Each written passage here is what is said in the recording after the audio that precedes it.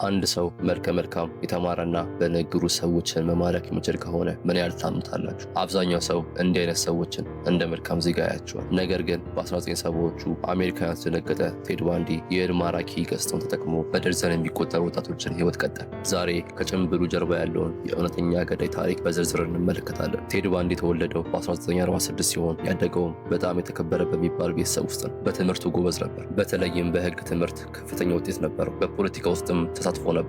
ብዙ ጓደኞችም ነበሩ። ነገር ግን የቴዲ የልጅነት ህይወት በሚስጥር የተሞላ ነበር። ስለ እውነተኛ እናትና አባቱ ያለው ግንዛቤ ግራ የተጋባ ስለነበር በውስጡ ትልቅ የስነ ልቦና ቁስል ነበር። ይህ ቁስል ነው ወደፊት ላይ የሚፈጽማቸው ዘግናኝ ድርጊቶች መነሻ የሆነው። ቴድ ገና በወጣትነቱ በሰፈር ውስጥ ሰዎችን በመሰለልና ትናንሽ ስርቆቶችን በመፈጸም ነበር ወንጀል የለመደው። ቴድ ባንዲ ሰዎችን የሚጠምድበት መንገድ እጅግ ብልህነትን የተሞላበት ነበር። ብዙ ጊዜ እጁ የተሰበረ በማስመሰል ፕላስተር ያደርጋል ወይም ደግሞ በክራንች።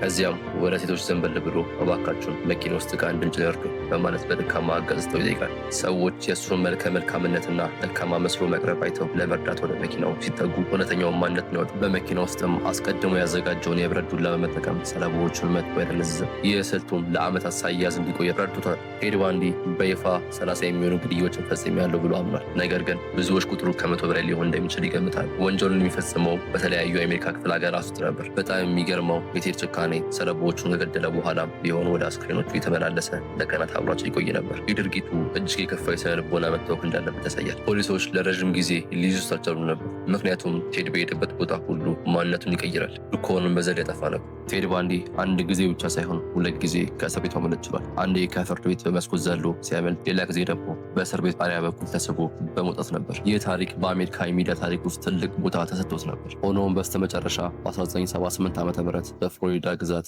መኪና ሰርቆ ሲያሽከረክር በፖሊስ ተያዘ። በፍርድ ቤት ሂደት ላይ ራሱን በራሱ ለመከላከል የሞከረ ሲሆን በጊዜው ሂደቱ በቴሌቪዥን በቀጥታ ሲተላለፍ ነበር። ቴድ እስከ መጨረሻው ድረስ ንጹህ እንደሆነ ለማሳየት ቢሞክርም በሰለባዎቹ ላይ ያሰረፈው የጥርስ አሻራ ግን እውነተኛ ማንነቱን አጋለጠ። ቴድ ባንዲ በ1989 ዓ.ም በኤሌክትሪክ ወንበር የሞት ቅጣቱን ተፈጽሞበታል።